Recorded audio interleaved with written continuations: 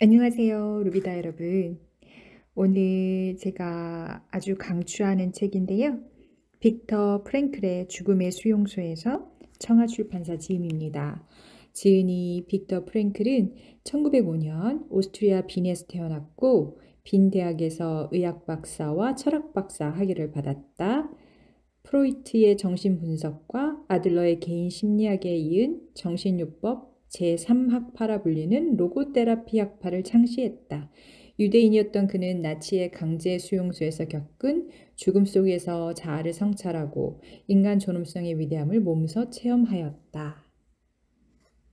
인간은 어떤 환경에도 적응할 수 있다. 수용소에 들어온 사람들은 이것 말고도 비슷한 놀라운 일들을 많이 경험했다. 나 같은 의학도가 수용소에서 제일 먼저 배운 것은 우리가 공부했던 교과서가 모두 거짓이라는 사실이었다. 교과서에는 사람이 일정 시간 이상 잠을 자지 않으면 죽는다고 적혀 있다. 하지만 완전히 틀린 말이었다. 그때까지 나는 내가 세상에서 정말로 할 수 없는 일이 있다고 생각했다. 이것이 없으면 잠을 잘 수 없고 이것 또는 저것이 있으면 살 수 없다. 이런 식으로 생각했다. 아우슈비츠에 도착한 첫날 밤에 우리는 여러 층으로 이루어진 침상에서 잠을 잤다. 각 층마다 무려 9명이나 되는 사람이 함께 잤다. 9명에게 배정된 담요는 단 2장뿐이었다. 그래서 우리는 옆으로 누울 수밖에 없었고 서로 몸을 꼭 붙인 채 비비면서 잠을 자야 했다.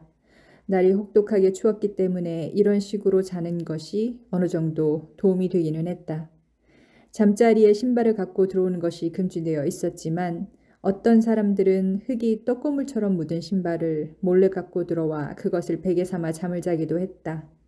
그렇지 않으면 뼈만 앙상하게 남은 팔을 베고 잠자야 했다. 그럼에도 신기하게 잠이 밀려왔다. 그 잠은 비록 몇 시간 동안이지만 우리에게 고통을 잊고 안식을 취할 수 있는 시간을 주었다. 당시 우리가 얼마나 많은 것을 견뎠는지 보여주는 놀라운 사례를 몇 가지 더 들어보자. 수용소에서 우리는 이를 닦을 수 없었다. 그리고 모두 심각한 비타민 결핍증에 시달리고 있었다. 하지만 잇몸은 그 어느 때보다 건강했다. 셔츠 한 벌로 반년 동안 형체를 알아볼 수 없을 정도가 될 때까지 입었다. 수도관이 얼어붙어 세수는 고사하고 손 하나 제대로 씻을 수가 없었다. 하지만 흙일을 하다가 어쩌다 찰과상을 입어도 상처가 곱는 법이 없었다. 밖에서 생활할 때 잠을 제대로 못 잤던 사람이 있었다. 옆방에서 바스락거리는 소리만 들어도 잠이 깰 정도로 예민한 사람이었다. 그런데 수용소에서는 그런 사람이 동료의 몸 위에 엎어져 불과 몇 인치 떨어진 곳에서 나는 코 고는 소리를 들으면서도 아주 깊이 잠을 잤다. 만약 어떤 사람이 인간을 어떤 환경에도 적응할 수 있는 존재로 묘사한 도스토옙스키 말이 사실이냐고 묻는다면 우리는 이렇게 대답할 것이다. 물론입니다. 인간은 어떤 환경에도 적응할 수 있습니다. 하지만 그 방법에 대해서는 묻지 말아 주십시오.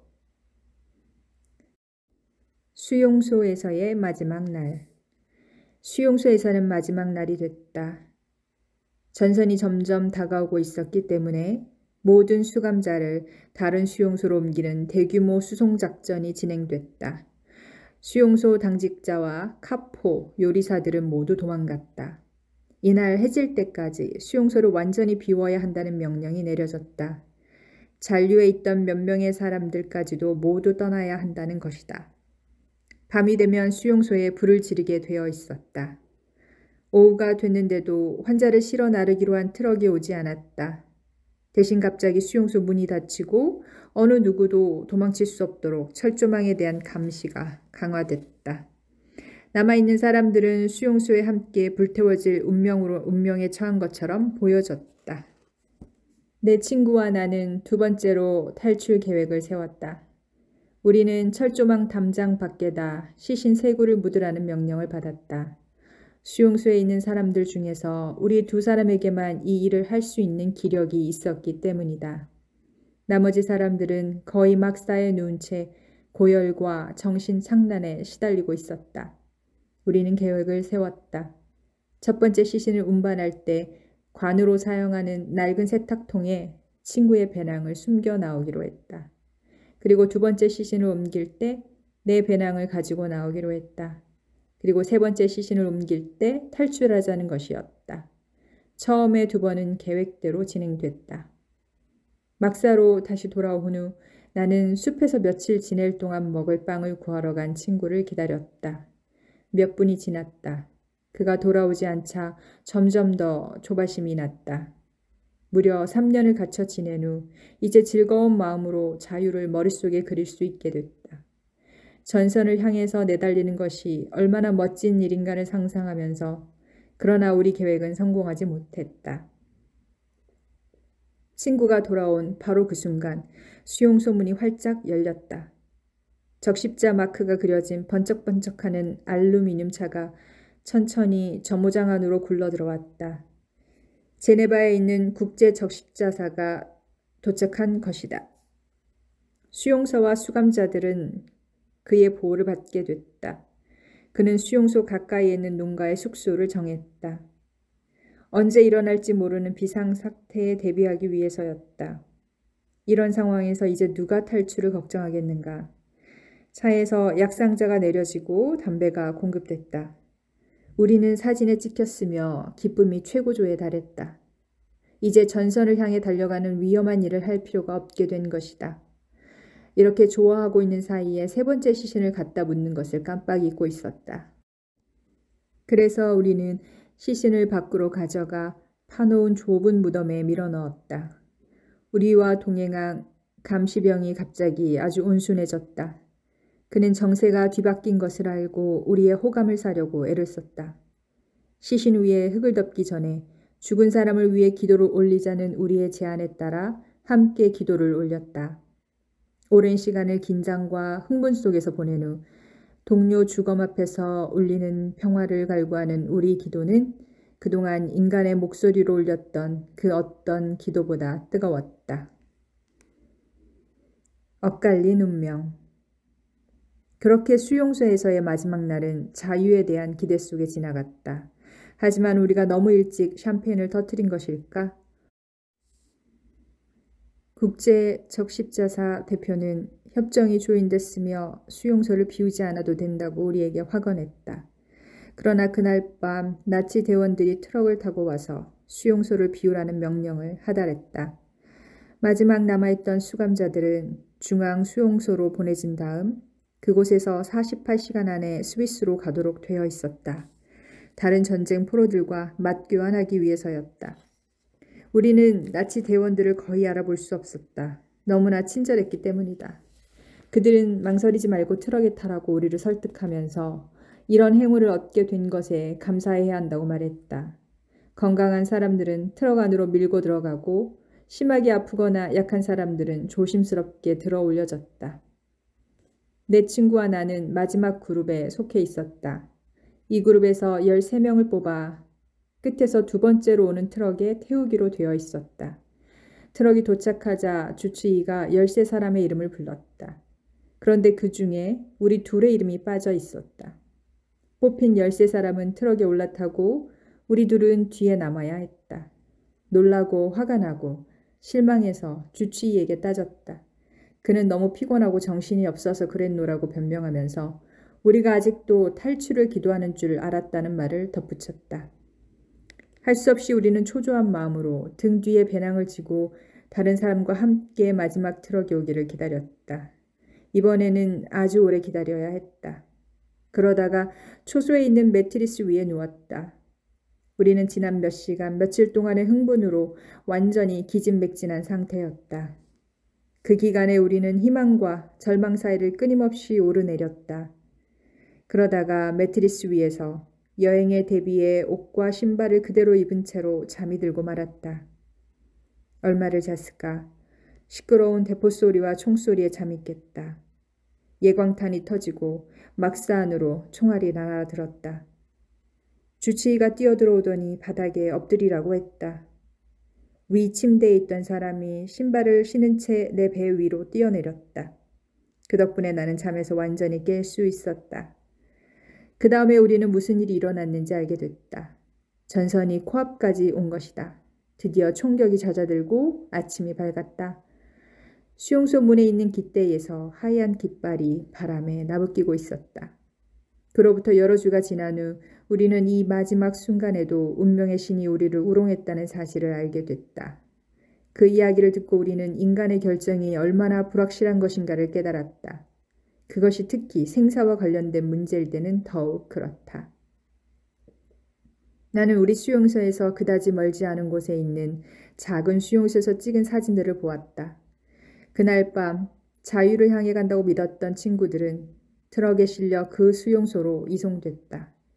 그리고 그곳에서 막사 안에 갇힌 채 불에 타 죽었다. 사진으로도 군데군데 불에 탄 동료들의 시신을 알아볼 수 있었다. 인간의 정신적 자유.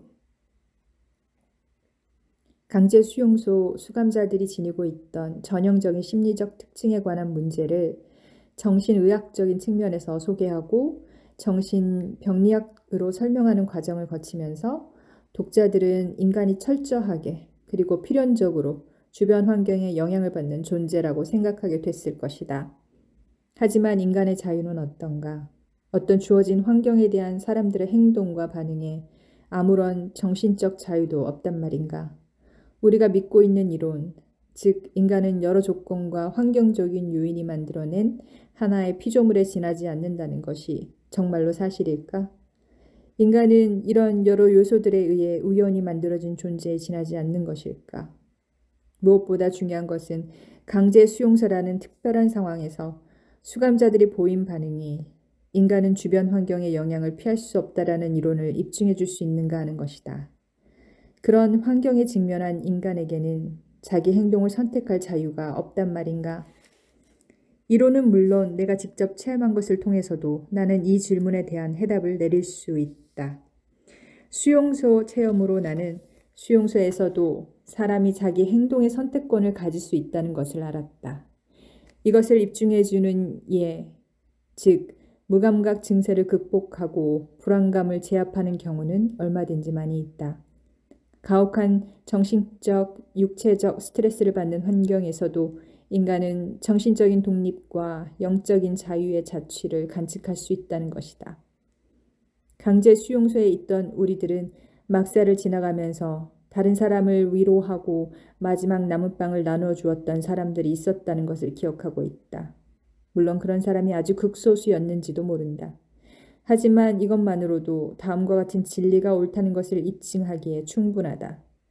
그 진리란 인간에게 모든 것을 빼앗아 갈 수 있어도 단 한 가지 마지막 남은 인간의 자유, 주어진 환경에서 자신의 태도를 결정하고 자기 자신의 길을 선택할 수 있는 자유만은 빼앗아 갈 수 없다는 것이다. 수용소에서는 항상 선택해야 했다. 매일같이 매시간 결정을 내려야 할 순간이 찾아왔다.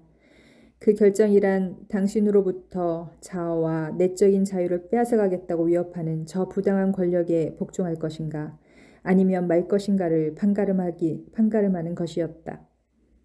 그 결정은 당신이 보통 수감자와 같은 사람이 되기 위해 자유와 존엄성을 포기하고 환경의 놀이개로 인정되느냐 마느냐 판가름하는 결정이었다.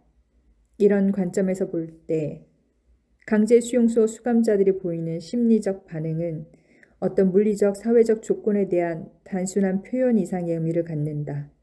수면 부족과 식량 부족, 다양한 정신적 스트레스를 받는 환경이 수감자를 어떤 방식으로 행동하도록 유도할 가능성이 있다. 그럼에도 결국 최종적으로 분석해보면 수감자가 어떤 종류의 사람이 되는가 하는 것은 개인의 내적인 선택의 결과이지 수용소라는 환경의 영향이 아니라는 사실이 명백하게 드러난다. 근본적으로는 어떤 사람이라도 심지어는 그렇게 척박한 환경에 있는 사람도 자기 자신이 정신적으로나 영적으로 어떤 사람이 될 것인가를 선택할 수 있다는 말이다. 강제 수용소에서도 인간으로서의 존엄성을 지킬 수 있다. 도스토옙스키가 이런 말을 한 적이 있다.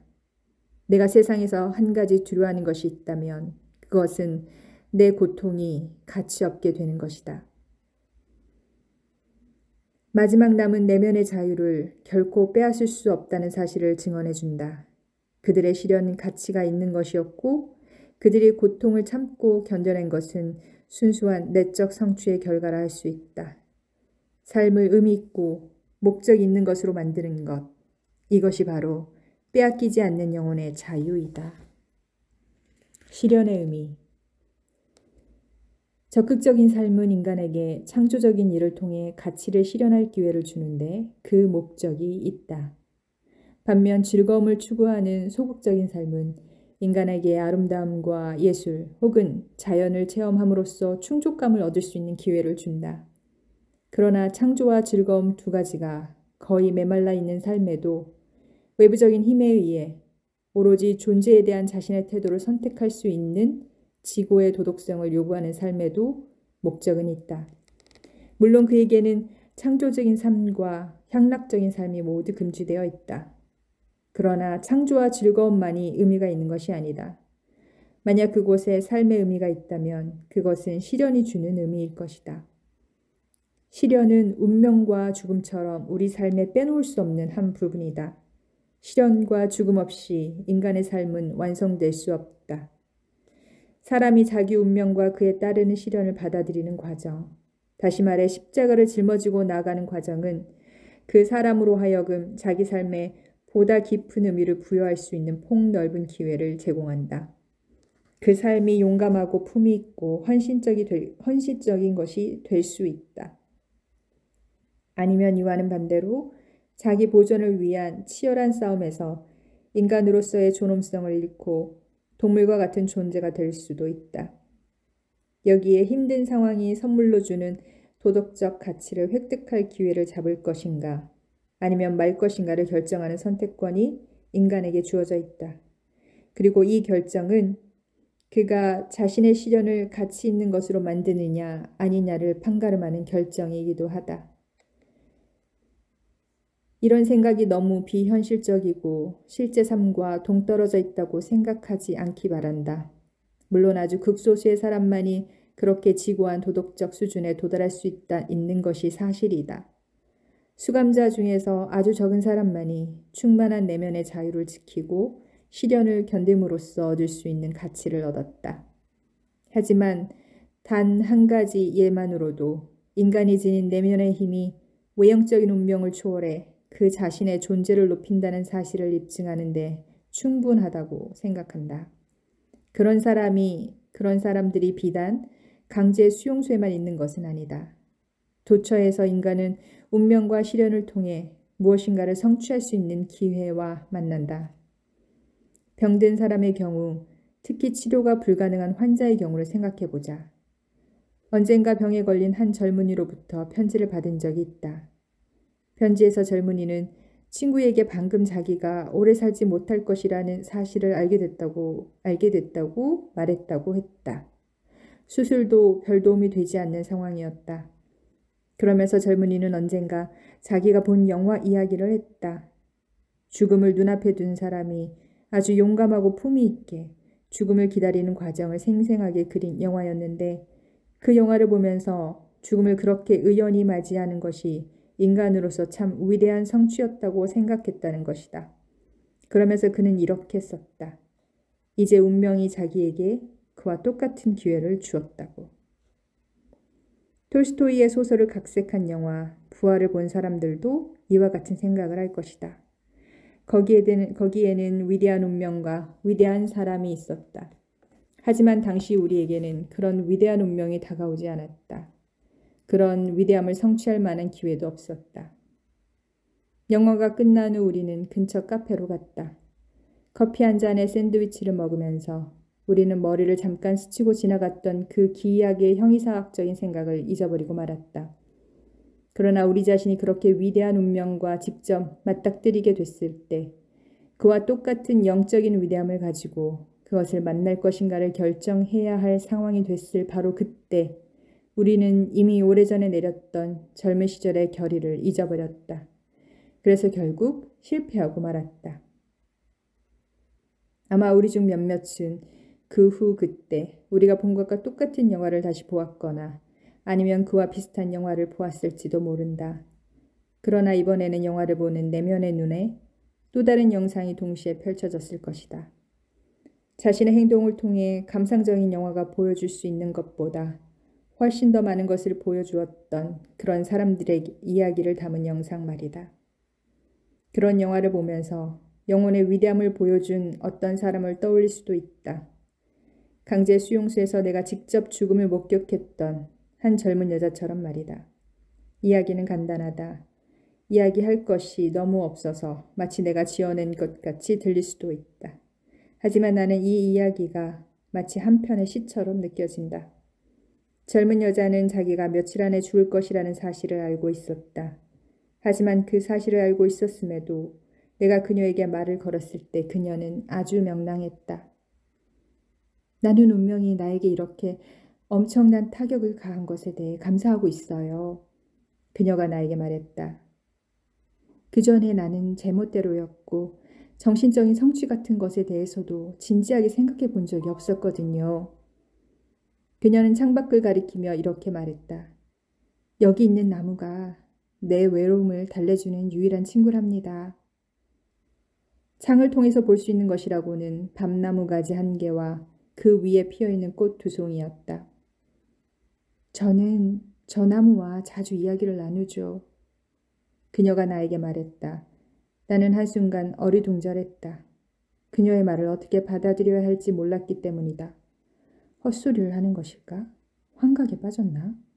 나는 걱정스러운 표정으로 그녀에게 나무가 대답을 하는지 물었다. 물론이지요. 나무가 그녀에게 뭐라고 대답했을까? 그녀는 말했다. 나무가 이렇게 대답해요. 내가 여기 있단다. 내가 여기 있단다. 나는 생명이야. 영원한 생명이야. 우리는 앞에서 수감자의 내면적 자아에 대한 최종 책임은 심리적, 육체적 요인이 있는 것이 아니라 수감자의 자유의사에 따른 결정이 있는 것이라는 말을 했다. 수감자들을 심리학적으로 관찰해보면 내면 세계가 간직하고 있는 도덕성, 정신적 자아가 무너지도록 내버려둔 사람이 결국 수용소 안 타락한 권력의 희생자가 된다는 것을 알 수 있다. 해방의 체험. 이제 강제 수용소에서의 정신의학 그 마지막 단계에 이르게 됐다. 풀려난 사람들의 심리이다.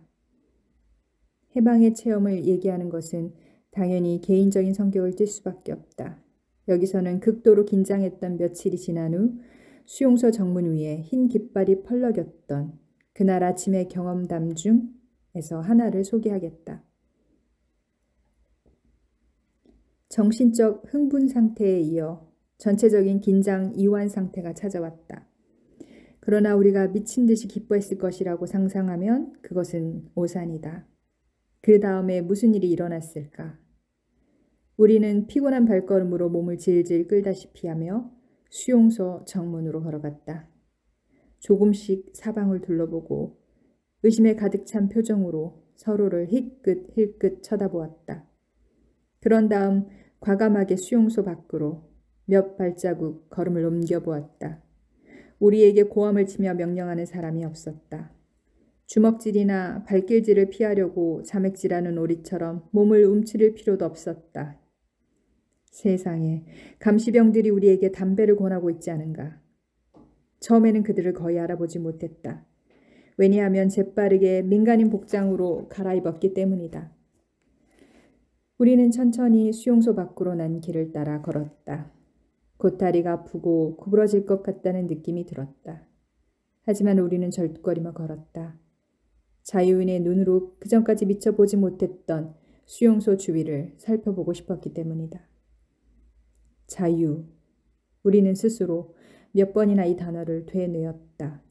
하지만 아무런 느낌이 없었다. 지난 몇 년간 그토록 자유를 갈망하면서 얼마나 자주 이 단어를 입에 올렸는지 이제는 그것이 의미를 잃고 말았다. 현실이 우리 의식 속으로 들어오지 않았다. 우리는 자유가 우리의 것이라는 사실을 실감할 수 없었다. 드디어 꽃이 만발한 초원에 이르렀다. 꽃이 만발해 있다는 것을 눈으로 보고 알았지만 거기에서 아무런 감흥도 느낄 수 없었다. 처음으로 불꽃 튀는 것 같은 기쁨을 느낀 것은 꼬리에 여러 가지 색깔의 깃털을 단 수탉을 보았을 때였다. 하지만 그것도 잠시뿐이었다. 우리는 아직 이 세상에 속한 사람들이 아니었다. 저녁이 되어 사람들이 모두 막사로 모였을 때 한 사람이 다른 사람에게 은밀하게 물었다. 말해보게, 자네 오늘 기뻤나? 우리 모두 똑같이 느끼고 있다는 사실을 몰랐던 그는 부끄러운 듯이 대답했다. 솔직하게 얘기하자면 아니야. 우리는 글자 그대로 기쁨을 느끼는 능력을 상실하고 말았던 것이다. 앞으로 천천히 그것을 다시 배워야만 했다.